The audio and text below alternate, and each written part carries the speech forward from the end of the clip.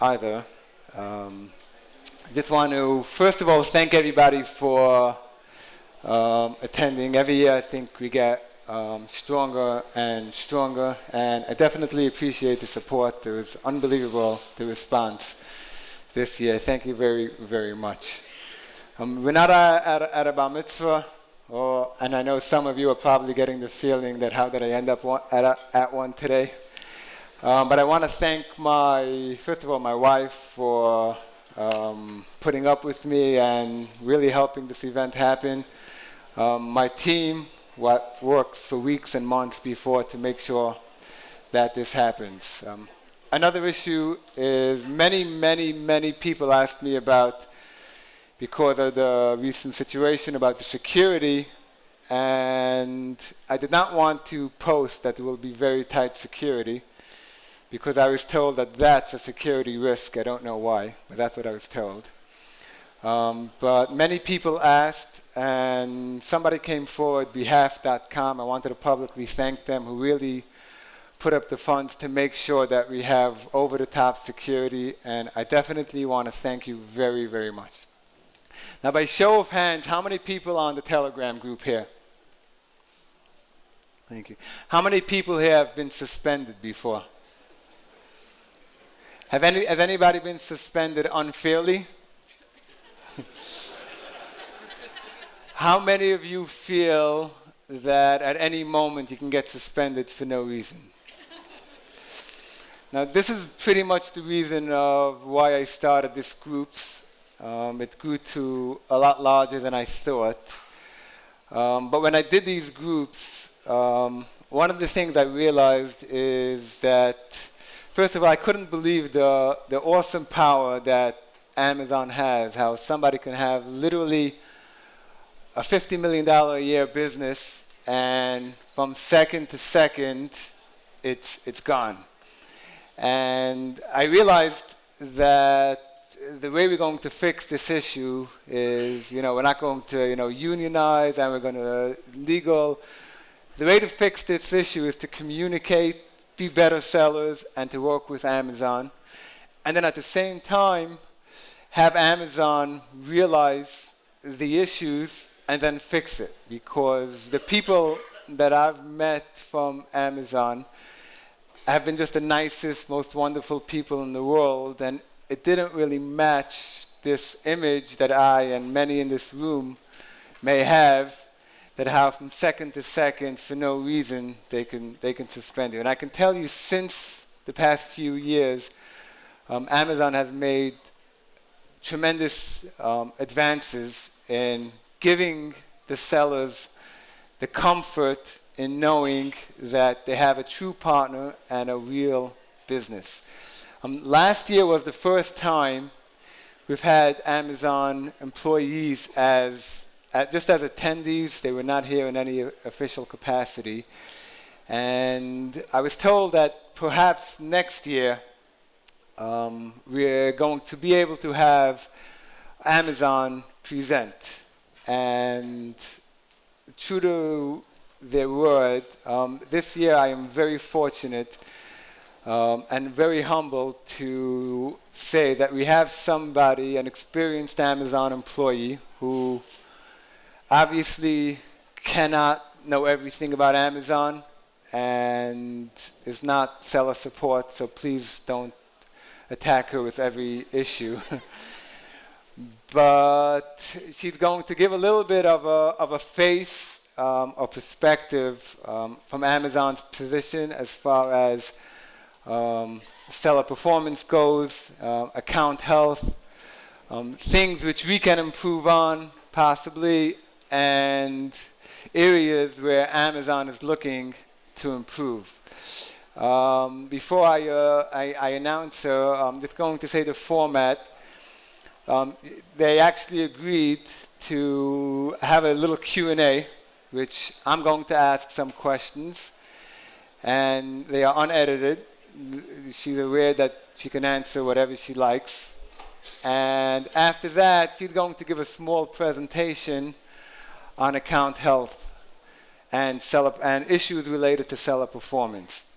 I would like to take this opportunity if we can have a round of applause for Adria from Amazon.com. You can come up.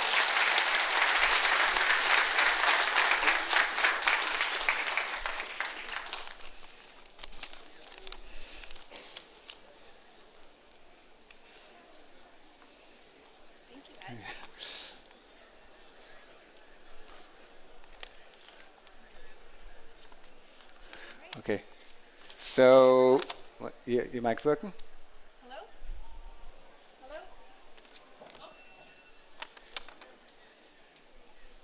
Any better? Yeah. Hi, can everyone hear me? Awesome. Cool. Thanks for having me, everyone. I'm excited to be here. My name's Adria Paino. I've been working with Amazon for 11 years, about 6 years within the formerly known as seller performance space. Currently, it's called account health. I'm excited to be here and address some questions that Ed has graciously put together and to get to know you all. This is an awesome event, so thanks again for having us. Okay, thank you. Okay, here it goes. The vast majority of experienced sellers are selling authentic products from valid suppliers and delivering exceptional value for customers.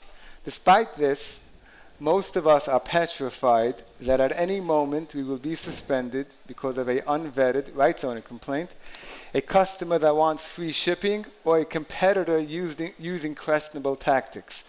Does Amazon plan on alleviating some of this so that good and trusted sellers can survive and thrive on the platform? All right.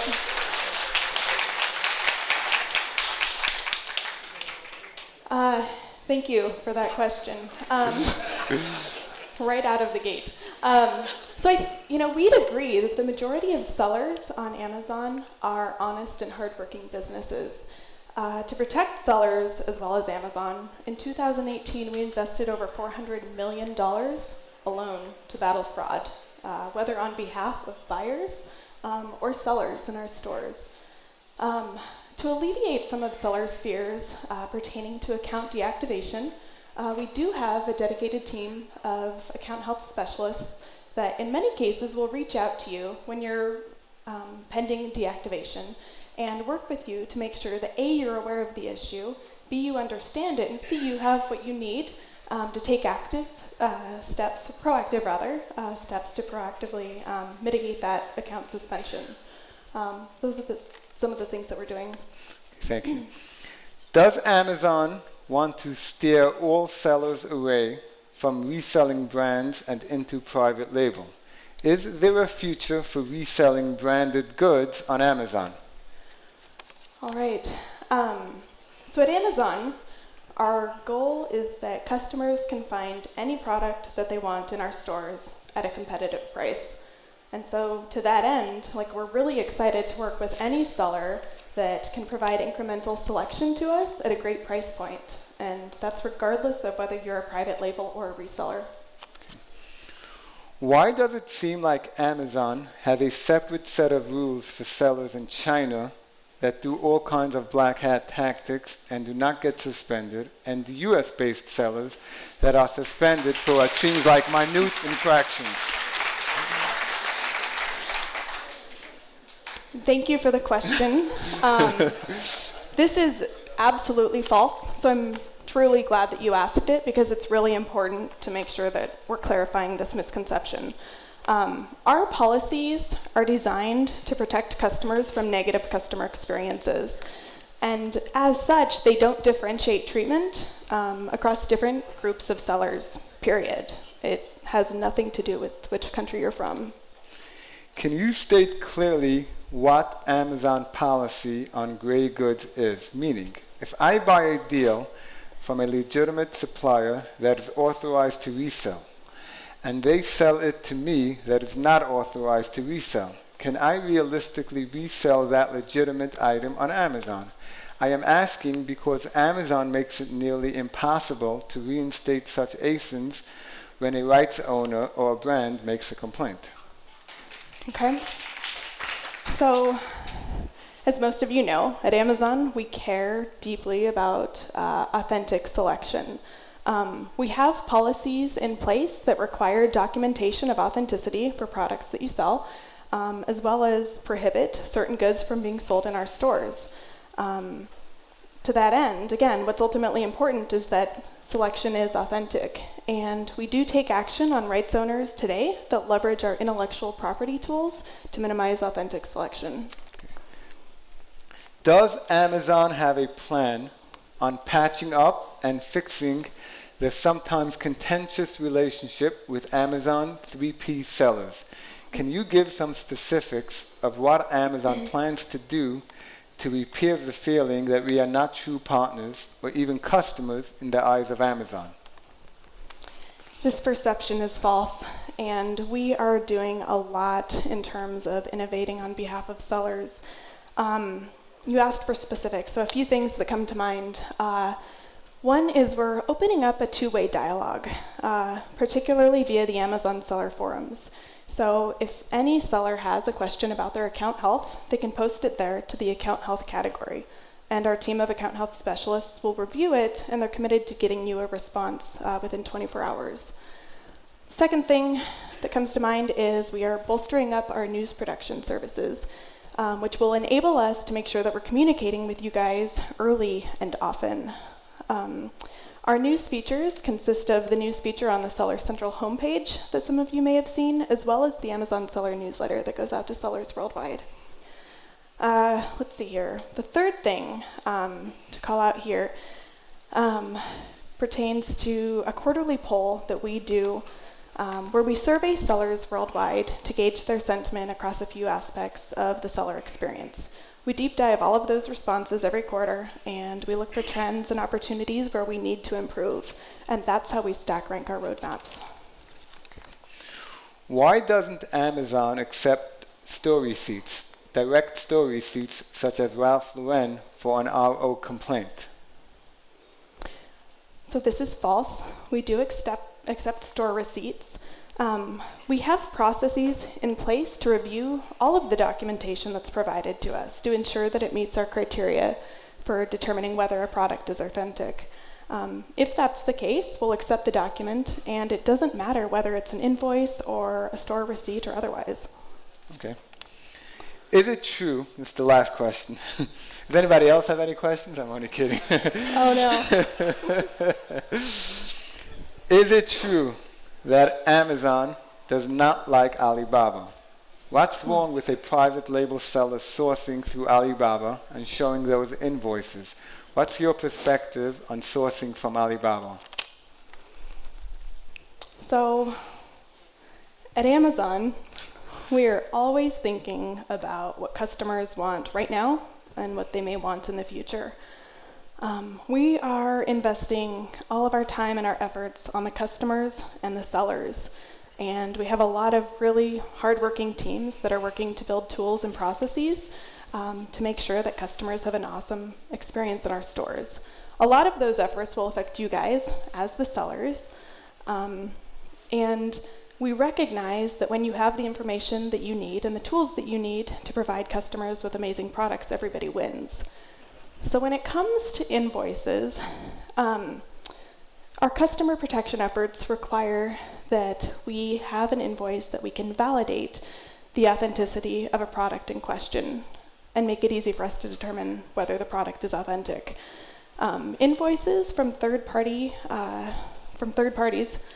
can make that really difficult to determine. And so your best bet is really to use a supplier that is well known and is one that we could contact if need be. Okay. Well, thank you very much, Adria. I appreciate it. So she's going to give now a presentation on account health. Thank you. Thank you, Ed. All right.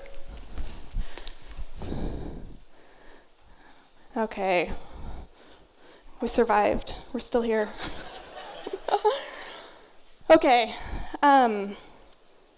So, again, I work on the account health team at Amazon. We have an awesome team of product managers and technology leaders that are building all the tools and processes to make sure that you guys have what you need to help us deliver awesome products to our customers. So I've put together a fairly high-level presentation of account health. So we'll dive in. So, and you guys will also notice that I'm not an expert at PowerPoint, so no judging. What is account health?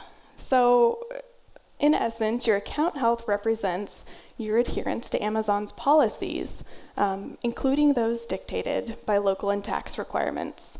So in addition to compliance with any relevant legal regulations, your account health is based on your adherence to Amazon's policies, which fall into two general buckets or categories.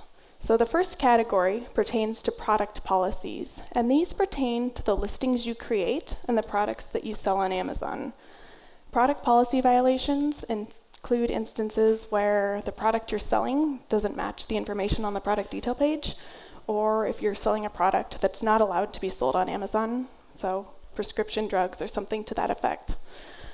Performance policies, on the other hand, these pertain to the customer experience after a customer places an order with you.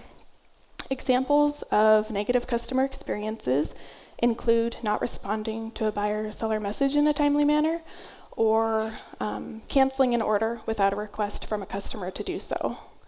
So, like I mentioned to Ed a few minutes ago, all sellers worldwide are expected to adhere to the same performance and product policies when listing products and selling in the Amazon store. So, why is account health important? There we go.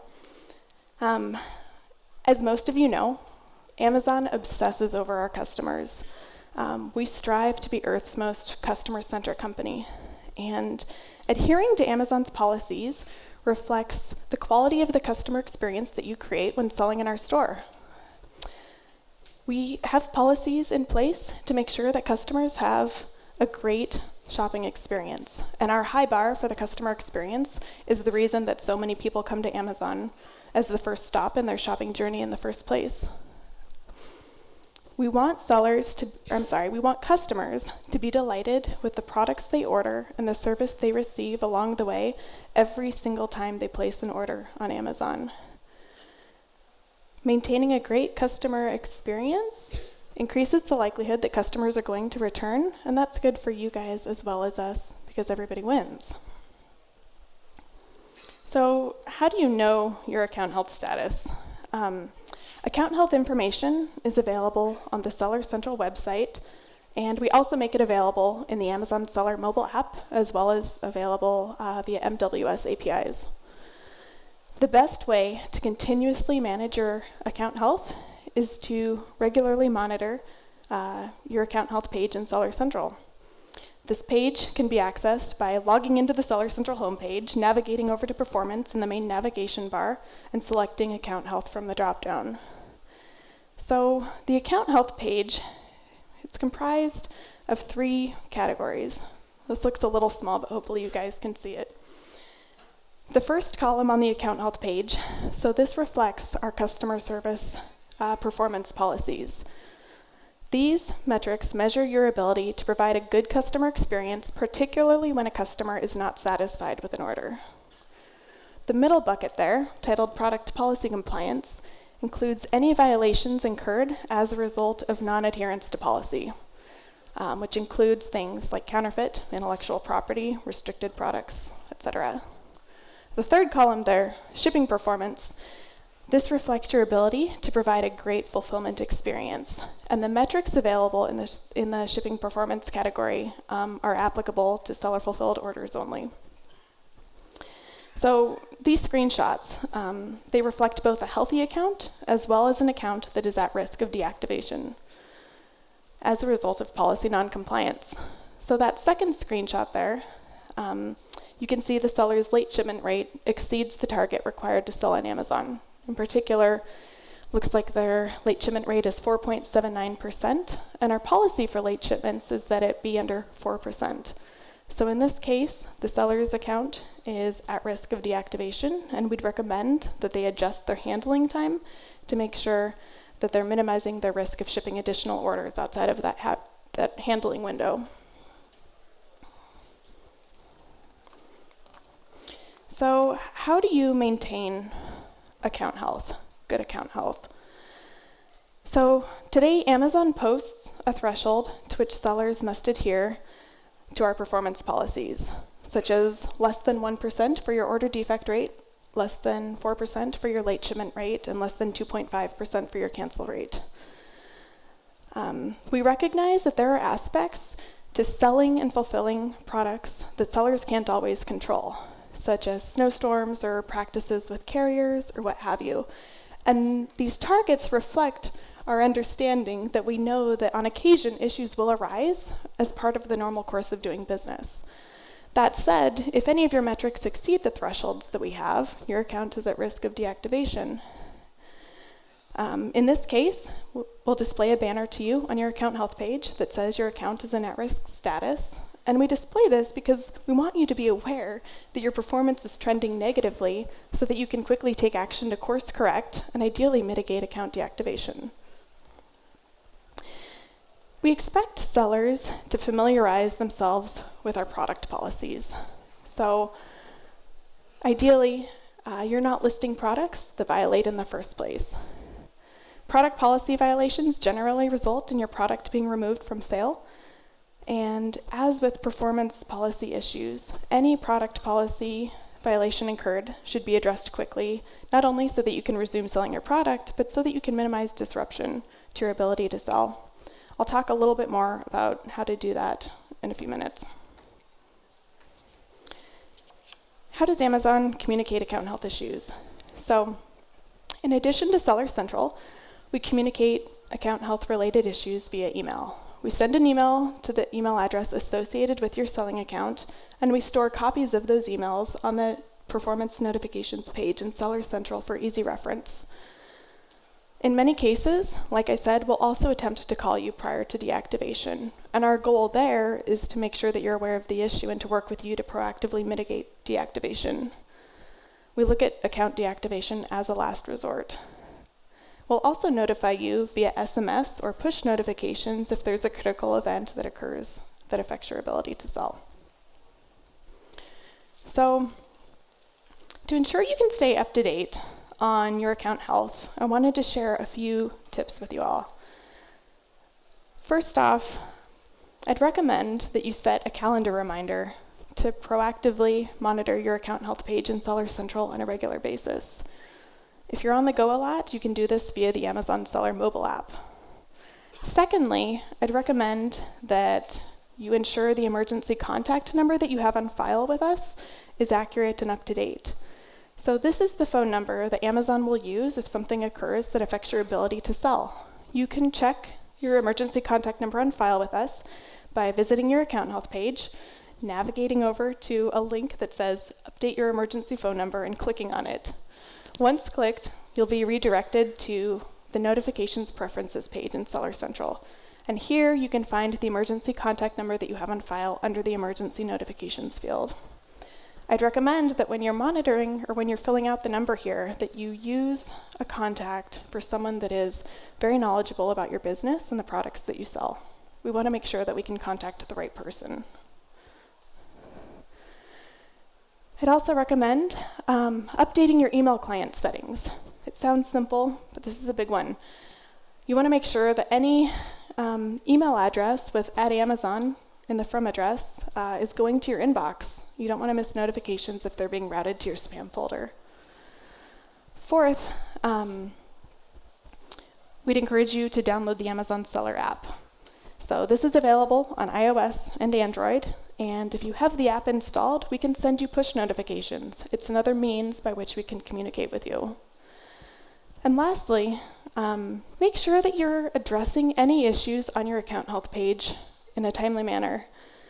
For example, if any of your products have been removed as a result of a product policy violation, we encourage you to appeal it. Again, you want to get your product up and selling once again, and you want to minimize deactivation.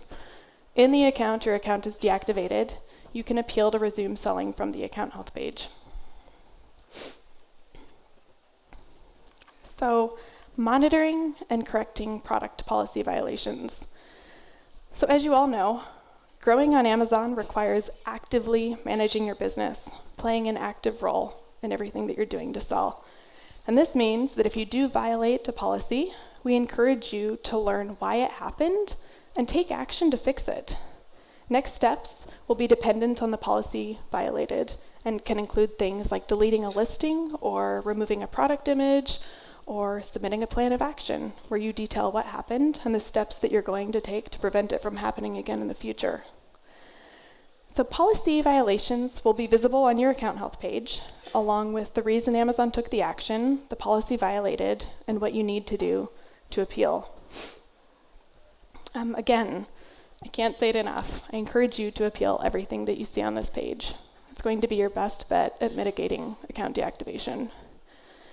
So all product policy violations on the account health page are appealable. Two important call-outs that I want to bring up as we're talking about how to monitor product policy violations.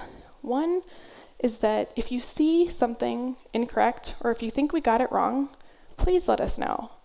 We take errors in our processes very seriously, and if you see something erroneous on your account health page, we'd be looking to you to submit evidence that confirms that the issue is erroneous and backs up your claim.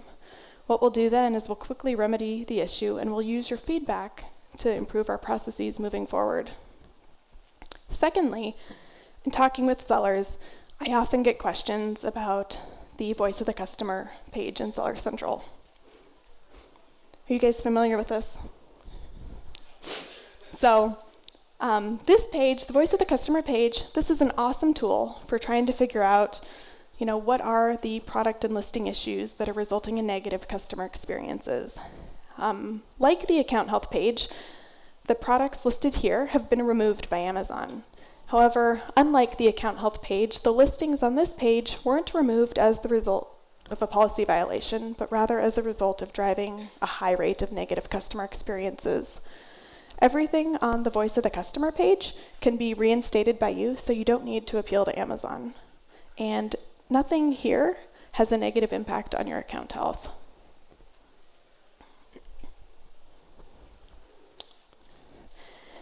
So when it comes to our performance policies, we want to make sure that you're meeting buyers' expectations. And to do that, we encourage that you routinely monitor your account's adherence to the performance policies that are visible on your account health page. As mentioned, these include the order defect rate, the late shipment rate, and the pre-fulfillment cancel rate. Amazon posts a threshold for each of these policies, and we require that sellers adhere to those to sell in our store. So the order defect rate, this is visible in the customer service performance section of your account health page. The order defect rate, it's a composite metric, and what it is a measurement of all of your defective orders as a percentage of your total orders over a 60-day time period. An order is defective if it results in negative feedback, an A to Z guarantee claim that is not denied, or a credit card chargeback. And our policy is that you have an ODR, order defect rate, less than 1%. The other metric that I want to call out is the late shipment rate. So the late shipment rate measures all orders with a ship confirmation that is completed after the expected ship date in Seller Central, as a percentage of total orders over both a 10-day and a 30-day period. In essence, it's measuring your adherence to your stated handling time, which is the time between the moment that you receive an order and the time that you hit ship and confirm for that order in Seller Central. The late shipment rate does not include transit time. This is the time between when a carrier picks up your order and the moment they deliver it to a customer. And our policy is that sellers maintain a late shipment rate under 4%. So we have the cancel rate, and this measures all seller canceled orders as a percentage of total orders over a 7-day period. This metric does not include orders that are canceled by customers or for which customers request cancellation. Meaning, if you receive a cancellation request from a customer and you've not yet fulfilled the order, you should go ahead and cancel the order. Because that cancellation was initiated by the customer, it's not going to be included in your cancel rate. If you've already fulfilled an order and a customer requests that you cancel, the issue is not a cancellation issue, but rather a decision on your end as to whether to issue a refund and/or accept a return. So Issues that tend to negatively affect your cancel rate generally include inventory issues, such as items being out of stock or having inconsistent delivery service or cycles from your suppliers. We've also seen that in many cases, an incorrect price point can negatively impact your cancel rate. When this happens, you'll see a surge in orders for any given product, and after the fact, you'll realize that the price point on the product detail page is wrong. Many sellers, when this happens, they cancel their orders, and that hurts their cancel rate. And so I bring up these issues just to make you aware that they're generally things that we require that you keep an eye on to make sure that your cancel rate stays low. And our policy is that you have a cancel rate of under 2.5%.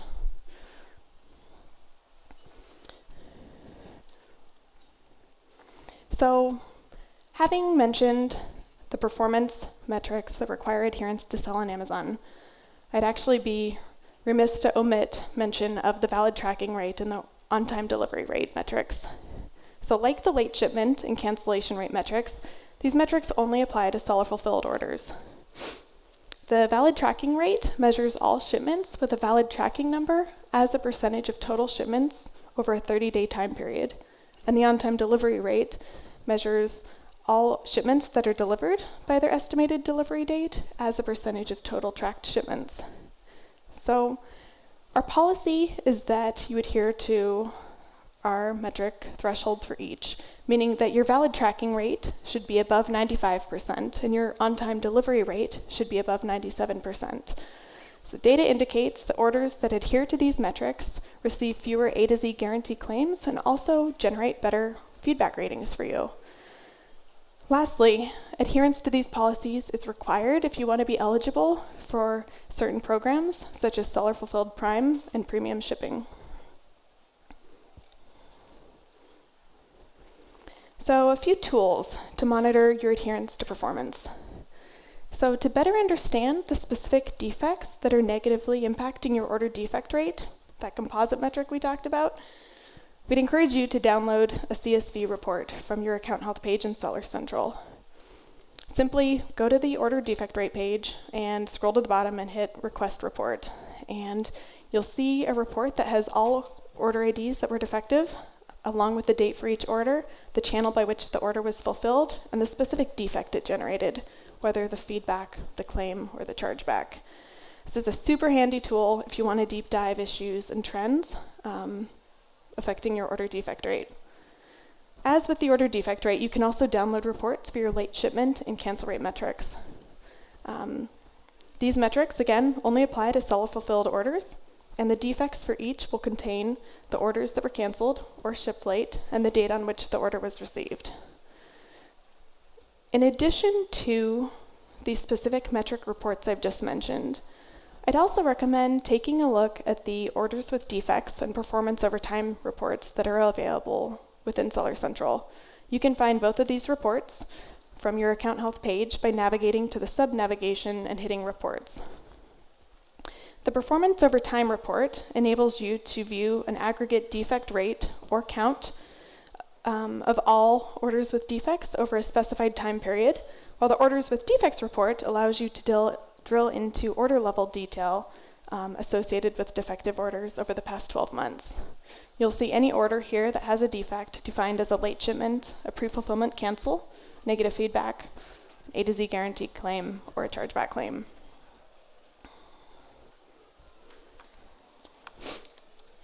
So what's next for account health? So our goal is to ensure that you can use the account health pages within Seller Central to see every issue that's negatively affecting you, the degree to which it's negatively affecting you, and have a path forward to either fix it directly or submit an appeal to us. We endeavor to display as much information to you as early as we can to make sure that you have ample time to proactively address the issue and mitigate any disruption to your account. So that said, over the past year, you guys may have noticed changes to the account health experience. In 2019 alone, we began displaying violations pertaining to suspected intellectual property, restricted products, and customer product reviews policy violations. And moving forward, we're going to continue doing more of this. Today, a lot of these issues are communicated via email. but we really want to make sure that you have visibility into any violation affecting you all in one place, because that makes it a lot easier for you to address. We're also we've also recently launched a web-based appeals channel. This is something new that we're really excited about, and this can be accessed via your account health page. It provides you a structured appeals experience that has 4 primary benefits.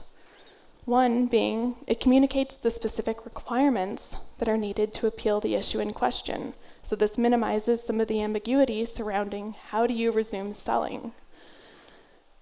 It also allows you to upload documents, so invoices or other supporting documentation. Third, it ensures that we can link your appeal to your selling account. This is a common seller pain point, and it happens when sellers appeal to us via an email address that's not associated with their seller account. This is unfortunate because it results in a lot of back and forth and churn. And lastly, submissions using the appeals experience are likely to have higher response times, quicker response times from Amazon.